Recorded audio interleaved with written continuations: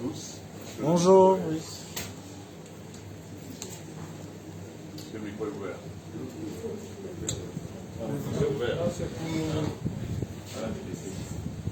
Le micro n'est pas activé.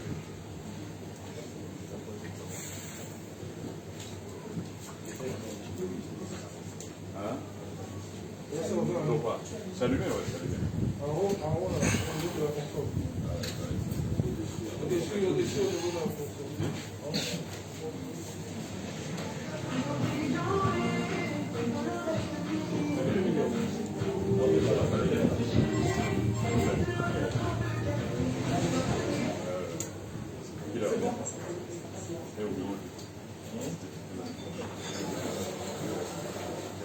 Ah. Voilà, c'est bon, c'est réglé. Bonjour à tous. Bonjour. Vous allez bien? Un peu. Très heureux d'être pour votre compagnie. Mille excuses pour le retard. Comme vous le savez certainement, Darish vous a cordialement invité à cette conférence de presse à nouveau expliquer. Nous sommes partis de Douala ce matin. C'est une semaine un peu marathon. Singila est venu au Cameroun avec GC Records et Universal Music Africa qui produisent Singila, vous le savez, depuis un moment maintenant, ils sont les producteurs de l'album Dr Love qu'on est venu vous présenter aujourd'hui. On vient de passer une grosse semaine marathon à Douala. Il est arrivé dans la nuit de mardi à mercredi à minuit 30.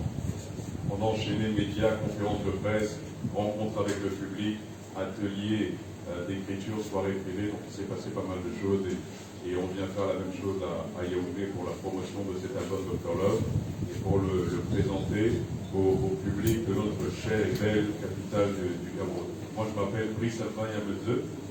Pour ceux qui ne me connaîtraient pas, je suis le directeur de White Rock, l'agence qui accompagne Universal Music Africa et GC Records pour la promotion de cet album au Cameroun. Donc encore une fois, merci infiniment d'être avec nous cet après-midi à Yaoundé.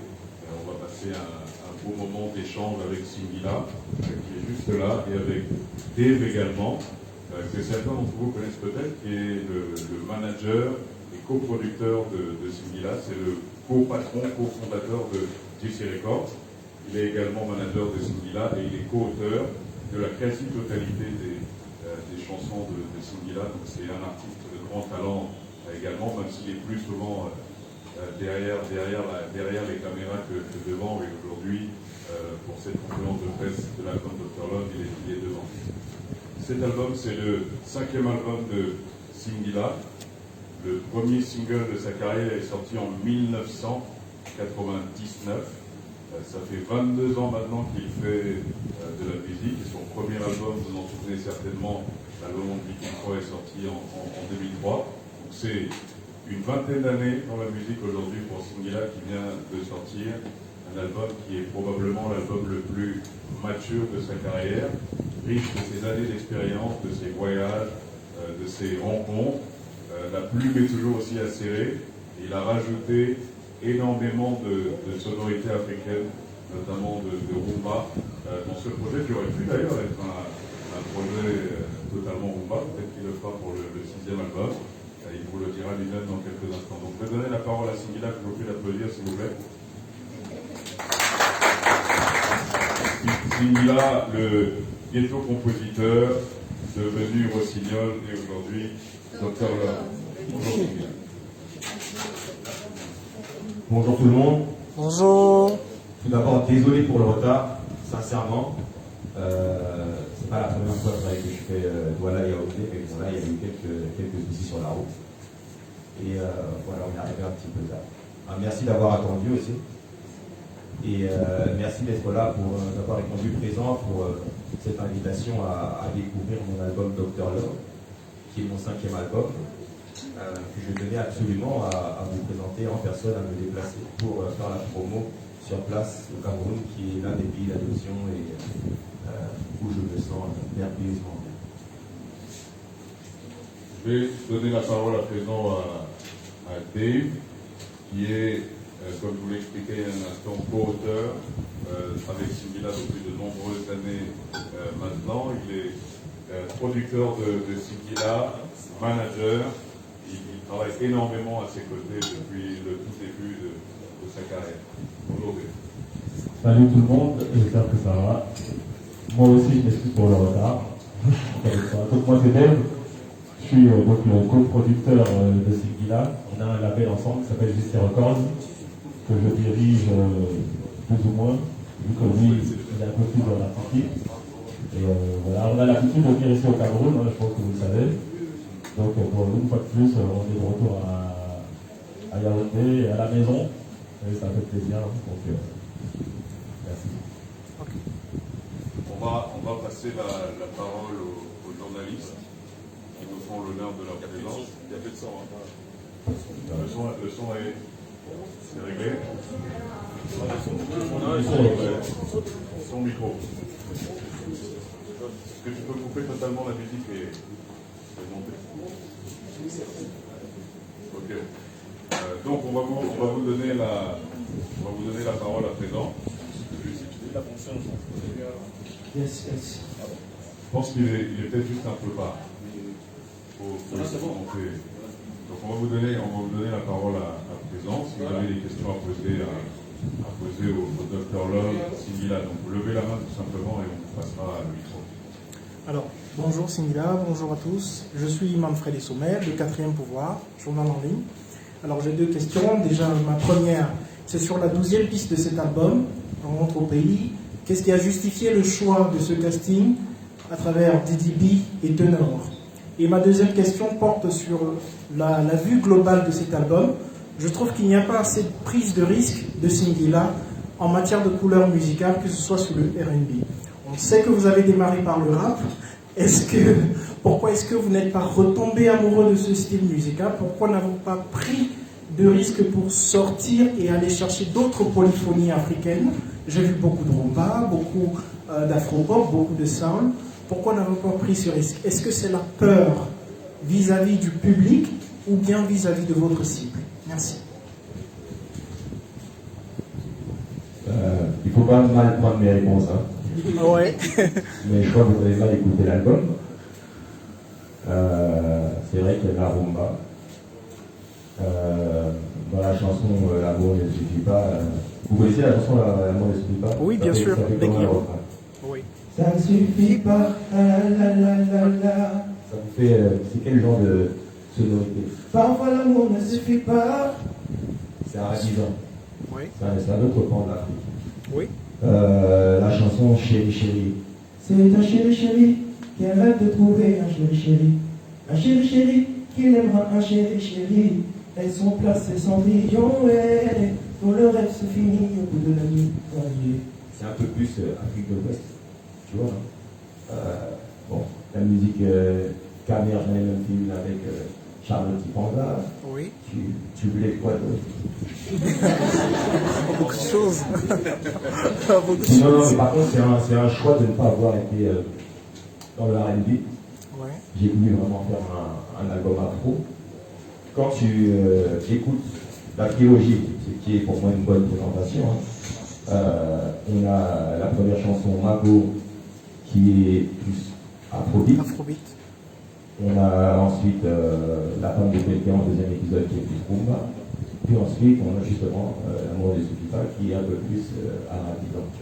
C'était déjà pour montrer que j'allais faire quelque chose de différent. Et même quand tu parles du morceau avec Didi B et Tenor, Je reste au pays, c'est encore une autre sonorité. Réécoute bien l'album. Et le choix du casting?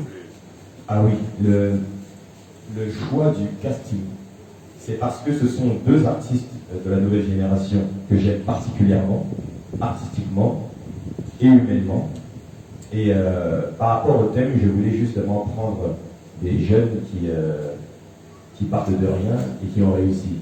Parce que c'est ça en fait que je trouve qui manque ici, c'est que nous ne mettons pas assez en avant nos modèles de réussite africains. Voilà pourquoi est-ce que quand on rêve de réussite, on rêve de ceux qui sont montrés, quoi. Dans les autres pays, ils mettent en avant leurs stars, leurs artistes, leurs médecins, toute l'excellence de leur pays. Mais nous, l'excellence de nos pays, elle est cachée, elle n'est pas affichée en tout cas. Voilà. Bonsoir Céline, bonsoir à toute l'équipe. Je suis Laurentine Assida. Je suis journaliste présidente du réseau des jeunes culturels du Cameroun. J'ai également une émission qui s'appelle Secret des Arts. Je travaille également pour la Sotéca. Moi, j'ai 3 questions. Alors, la première, c'est sur la 6e chanson, le 6e titre de cet album, Tu te laisses aller. Ça m'a fait me souvenir un peu d'une chanson de Charles Aznavour. Oui, tout à fait. Voilà. Mais en l'écoutant, en regardant un peu les commentaires sur ton profil Instagram, j'ai vu qu'il y avait des femmes qui trouvaient que tu les giflais un peu pour un Dr Love. C'est peut-être aller d'une main comme une douce. Mais est-ce que, quelque part également, tu ne crains pas que cette chanson pousse les hommes à être tous des sous-galadis, comme on dit chez nous ici? Mais tu voudrais comprendre quel est le contexte de création et d'écriture de cette chanson. Ça permet de mieux comprendre, peut-être aussi pour mieux expliquer au lecteur. La deuxième question, c'est de chanter l'amour. Est-ce un positionnement marketing ou des convictions personnelles? Troisième question pour sortir. Pour présenter cet album, vous avez choisi une slameuse camerounaise idole. Êtes-vous satisfait du rendu? Je vais terminer par la question la plus simple. C'est l'idole. Ouais, je suis vraiment satisfait de son travail, de sa plume, de sa grâce. Elle a su trouver les bons mots pour mettre en lumière les titres de mes différentes chansons de l'album. Donc voilà, c'était une présentation originale. Je voulais faire quelque chose de différent qui n'avait pas été fait auparavant. On a trouvé, ils ont dit c'était moi la bonne personne et je lui en suis très reconnaissant. La deuxième question c'était sur l'amour. Positionnement marketing ou conviction? J'ai toujours chanté l'amour. À l'époque, je ne savais pas que j'allais faire carrière. Je chantais. Alors, si c'était marketing, parce que moi j'ai commencé à chanter, les premières scènes c'était dans les ghettos français, dans les cités, dans les maisons de quartier où le public n'était pas du tout friand de chansons d'amour. Il y avait le faux public rap en fait. Et le rap dur, pas le rap d'aujourd'hui où ça chante un peu, il y a de l'autotune, tout ça, non. C'était le rap très dur. À l'époque, les stars c'était des gens comme Arsenic, il y avait Assassin, NTM. Donc voilà, il n'y avait pas de R&B. Le R&B n'existait pas en France en fait. Moi je fais partie de cette génération justement qui a ramené le R&B et d'ailleurs qui l'a maintenu. Donc non, c'était pas du tout un positionnement marketing. Quand on allait pour faire ces spectacles, j'étais quasiment le seul à chanter et à faire des textes d'amour. Donc c'est pour ça que dans ma plume, il y a ce côté un petit peu dur. Parce que je voulais quand même que même si je parle d'amour, les NASCAR qui étaient devant moi puissent assumer les textes et les comprendre. Et dire, ah ouais, lui au moins il dit la vérité, ouais. Et d'un autre côté, je voulais aussi que les femmes entendent des vérités. Et c'est ce qui se passe, donc ça fait une transition avec le Tu te laisses aller.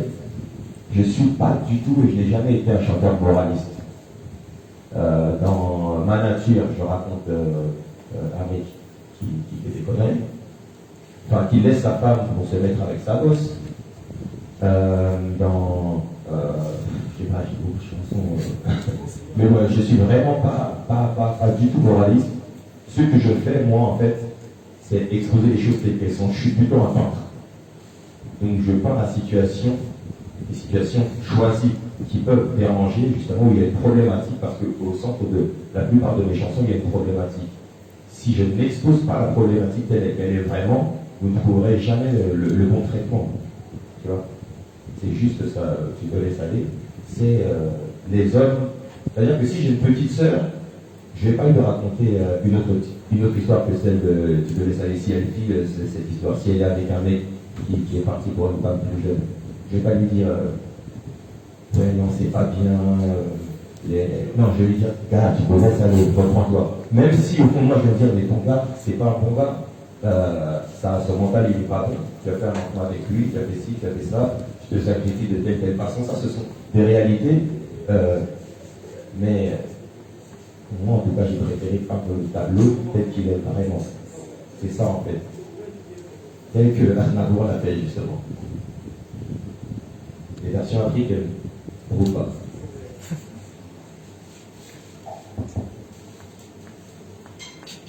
Continuing, everyone.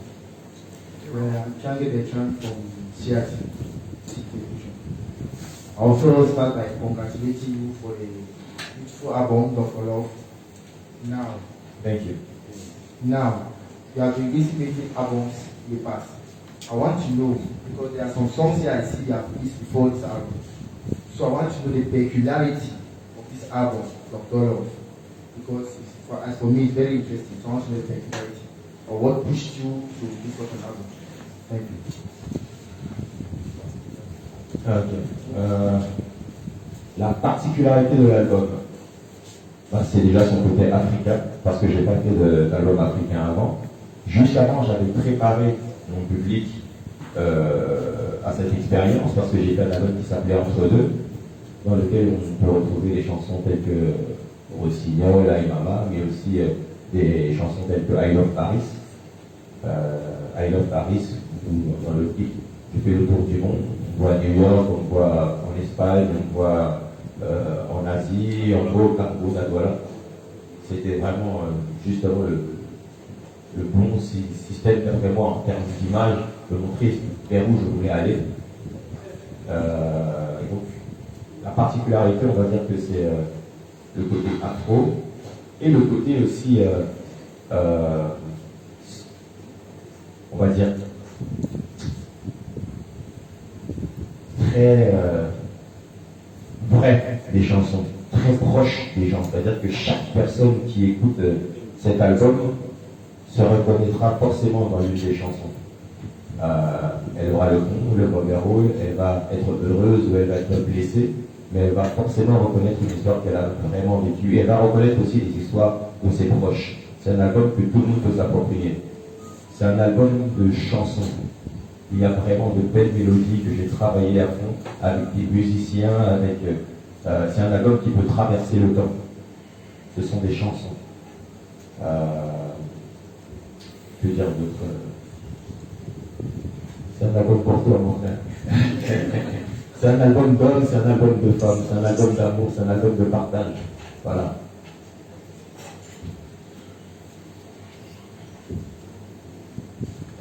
Bon après-midi, Singila, et bon après-midi à toute ton équipe. Je suis le ministre Lambeau, web journaliste et chercheur en communication. Alors, ma question est la suivante. Après avoir commencé par le rap, comme le rappelait tout à l'heure le grand frère Louis Salvin, vous êtes révélé par le R&B où on a vraiment connu le très grand Singila. Ensuite, en 2017, vous avez, avec cette chanson, commencé à préparer votre public à cette nouvelle orientation que vous voulez donner à votre carrière, notamment pour retourner vers votre continent africain, pour retrouver vos origines congolaises africaines, il me semble. J'aimerais savoir aujourd'hui, quand vous revenez avec Dr. Love, notre album qui se tourne vers la culture africaine, quel est le bilan que vous pouvez faire aujourd'hui de cette nouvelle orientation que vous donnez à votre carrière? Est-ce que vous trouvez que la carrière de Singila, en se tournant vers le continent africain, prend plus de volume, ou alors elle regresse par rapport au Singila des grandes années du R&B français? Merci. Le Singila des grandes années du R&B français. Bah, le R&B vit de très belles années en ce moment, je trouve. Le R&B français. Bon, pas les grandes années, mais en tout cas, il vit de belles années.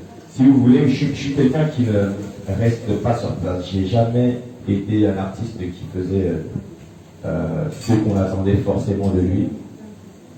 Quand je me suis lancé dans le R&B n'existait pas, ne marchait pas. Ça a marché, Dieu merci. Mais ensuite, je me suis, au fur et à mesure, tourné vers autre chose. C'est-à-dire que j'ai jamais fait la musique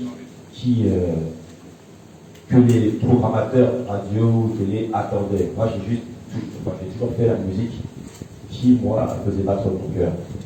Donc, j'ai commencé par le R&B, à force de rencontres, à force d'expérience, je me suis plus rapproché de certaines sonorités qui m'ont fait vibrer, et j'apprends chaque jour en fait. Et ces derniers temps, c'est vrai que c'est la musique africaine qui...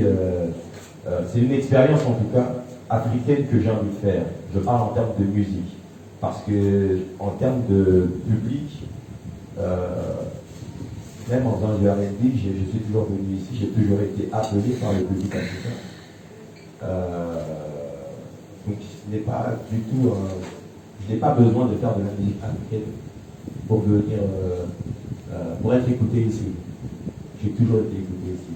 Après, c'est vrai que j'ai fait de la musique africaine aussi depuis le début. Hein. J'ai fait des morceaux avec Papa Wemba, j'ai fait des morceaux avec Petit Denis, j'ai fait des textes en lingala, j'ai mélangé ici depuis longtemps. J'ai fait Rossignol bien avant que la tendance afro n'arrive en France. Donc moi, je suis plus un mec qui fait ce qu'il sent. Après, si ça prend, c'est tant mieux. C'est tant mieux pour moi, c'est tant mieux pour les autres artistes qui vont suivre. Voilà. Bon, sans Singila, je vais peut-être me permettre de prendre le micro juste une seconde, histoire de m'édifier encore plus sur ta riche et passionnante carrière. Je vais peut-être revenir en arrière pour évoquer deux noms. Tu me diras ce que ça t'évoque. Matthew Stone, RTI Phénomène Mike. Bon, maintenant, le deuxième volet, c'est aujourd'hui, nous vivons un contexte assez délicat. Tu m'as rien dit sur MD Phénomène et Matthew Stone. MD Phénomène Mike. MD Phénomène et Matthew Stone. Tu as dit les noms, mais tu m'as pas dit ce que tu voulais dire. Non, c'est que ça t'évoque à toi. Je donne le nom et puis tu vas répondre. Bon, j'étais la deuxième question, après à la crise sanitaire qui met la planète à genoux. On sait que le milieu culturel et artistique en particulier est très touché. Comment est-ce que Singila essaie de joindre debout ou essaie de se maintenir malgré cette crise-là? Bon, maintenant, je vais finir avec cette dernière. C'est le fait d'avoir mentionné le titre à Paris qui implique cette question. Avec des potes, on s'est dit peut-être c'est un élan de promotion culturelle et que tu as eu peut-être à être approché par certaines institutions pour vanter la ville de Paris. Parce que quand on entend la chanson, les couplets, les filles avec qui tu discutes, c'est plus Paris qui met en avant, avec elles viennent d'autres villes. Donc je trouve que Paris c'est la plus belle ville et que c'est les plus beaux mecs qui sont à Paris, des mecs charmeurs comme toi, etc. C'est quoi exactement le contexte? Est-ce que c'est faux notre idée qu'on s'est faite de la chanson ou bien c'est venu comme ça un petit peu? Je vais répondre par rapport à ta dernière question. Enfin, à ta dernière question d'abord. C'était juste une inspiration à la base. C'est une inspiration qui m'est arrivée en plusieurs étapes. J'étais au Canada et je crois que j'étais à Toronto. Il y avait un style de sonorité qui me plaisait énormément. Je fréquentais différentes personnes, j'arrive dans un coin, il y avait celui qui est dans la même boîte que moi et tout, et c'est l'artiste, parce qu'il y a des gens qui venaient prendre des photos avec moi, donc les gens c'est qui, ils font pas, et on dit ouais c'est un artiste français, c'est Singila et tout machin, et je me suis dit mais il y a des gens qui m'aiment bien quand même ici, c'est dommage que les gens n'écoutent pas ma musique parce qu'elle est juste parce qu'elle est en français quoi, et ce serait bien que qui a influencé quelques symboles qui m'a dit s'il y avait quelques mots d'anglais, peut-être que les radios d'ici la joueraient. Et donc j'ai cherché un moment comment faire en sorte de mettre des mots en anglais. Et ce qui est vrai, ça, je ne vais pas le mentir, je suis parisien. Quand j'arrive dans n'importe quel pays et que je dis que je suis de Paris, les meufs elles font ah, c'est de Paris. Paris. C'est-à-dire que même quand tu quittes Paris et tu vas dans une autre ville, en France, t'es parisien. Tu vois.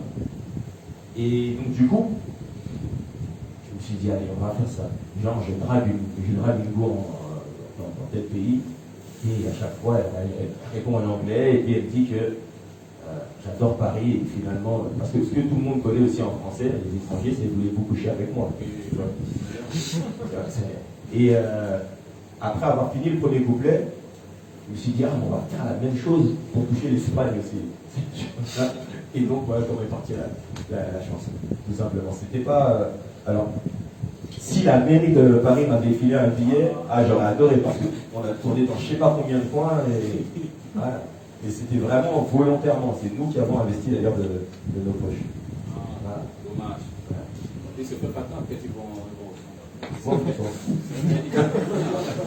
Ils s'en foutent. Alors tu m'as dit Petit Phénomène et Matthew Stone. Matthew Stone, c'est un artiste qui a aussi porté haut les couleurs du R&B français.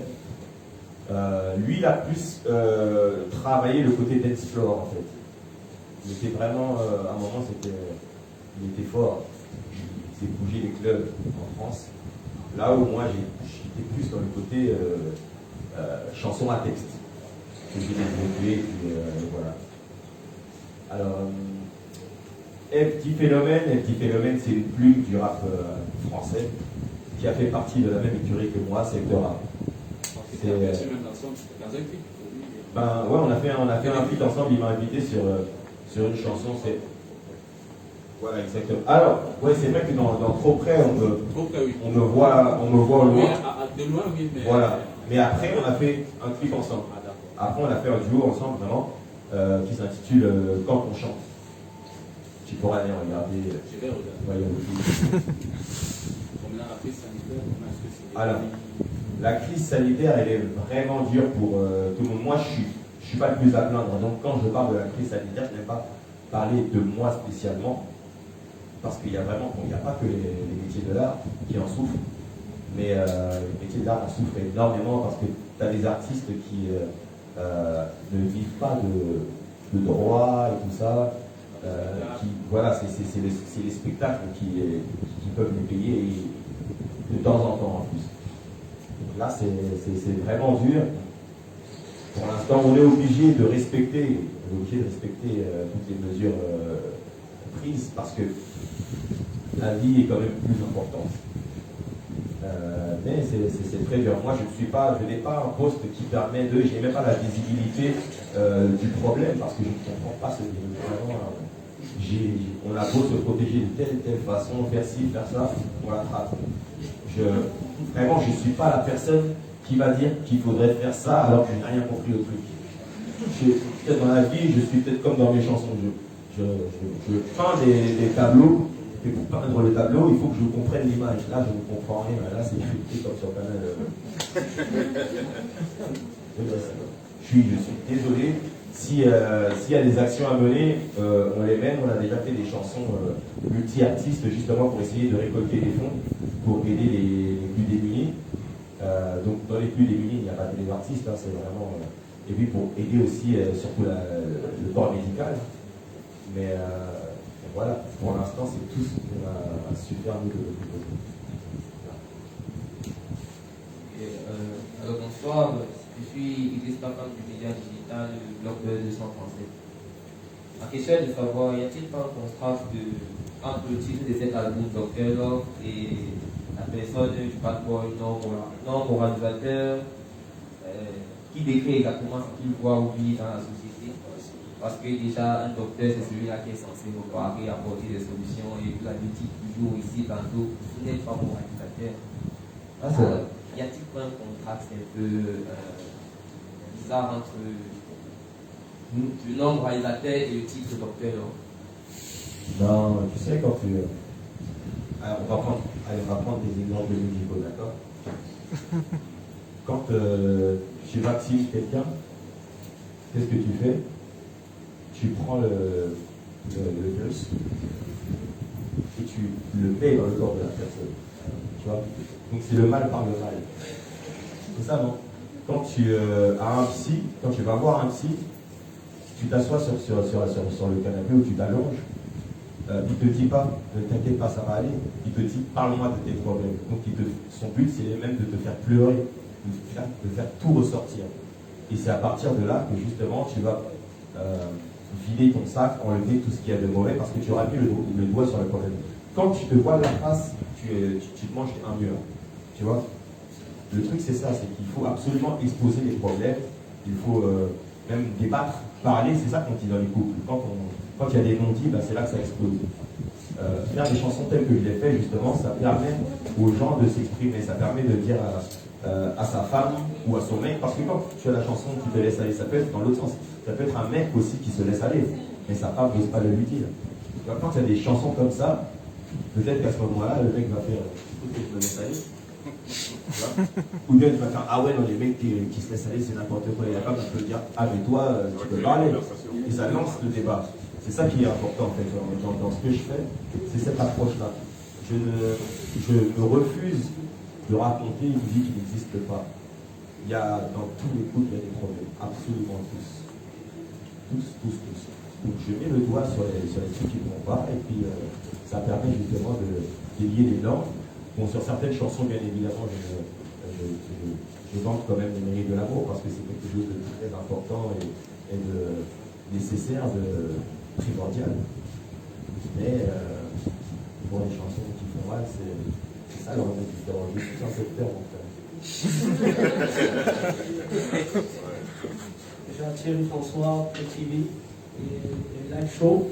J'aimerais savoir déjà ma question s'adresse. Déjà, toutes les questions ont été posées à Dev, parce que manager et coauteur. Le pauvre. Voilà. D'accord. Voilà. Bon, c'est quoi? Comment est-ce qu'on travaille cela au quotidien quand on est dans le backstage en tant que coauteur?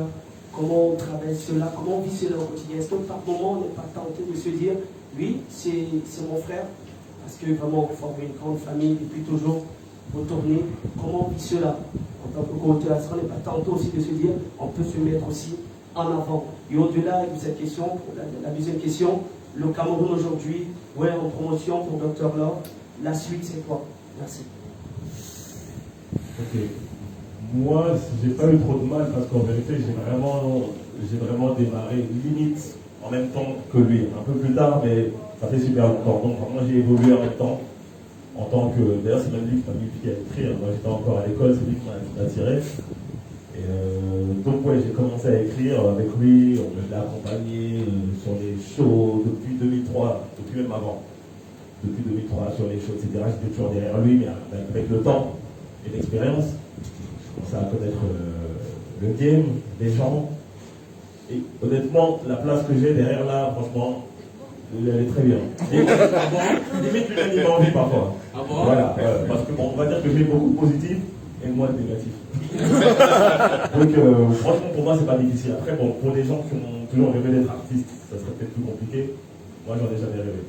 Alors, voilà. Alors, je suis bien, j'écris beaucoup, mais aujourd'hui, je compose beaucoup plus des musiques. Donc, au début, j'écrivais plus. Donc là, je compose beaucoup avec lui, Rossignol, la moitié de l'album Dr Love d'ailleurs. Et donc voilà, à ce niveau-là, franchement, c'est bien, on vit plein de choses, on voyage partout. Pour moi, c'est génial. La deuxième question, c'était ah oui, le Cameroun. La suite, bah, déjà, le Cameroun, c'est le milieu, parce qu'on a commencé par Abidjan. On était à Abidjan la semaine dernière, puis après on est passé à Cotonou. On est parti à Cotonou, et de Cotonou, on est parti à Douala, puis Yaoundé. Et là, j'ai les coproducteurs d'Universal là, qui viennent d'arriver, là, et qui m'envoient des messages qui disent ouais, on va rajouter Libreville, puis après il y a Lomé. Bon, on essaie de voir à quel moment on va pouvoir tout caler. Mais en tout cas, en plus, comme on a dit tout à l'heure, en France, il n'y a pas grand chose à faire en ce moment. Donc on a tout le temps là pour faire. Voilà. Merci. Merci. Des applaudissements pour Dave et Singila encore une fois. S'il vous plaît. Non, tu leur poseras ta question tranquillement dans quelques instants. On va mettre fin à cette conférence de presse. Encore merci d'avoir été là pour ce moment. Singila est en tournée sur le continent pour la promotion de son nouvel album. L'album c'est Dr Love. Il est sorti le 12 février dernier. Il est disponible sur toutes les plateformes de téléchargement et en vente également au Cameroun, notamment à la FNAC de Douala, et Universal Music Africa travaille à rendre le CD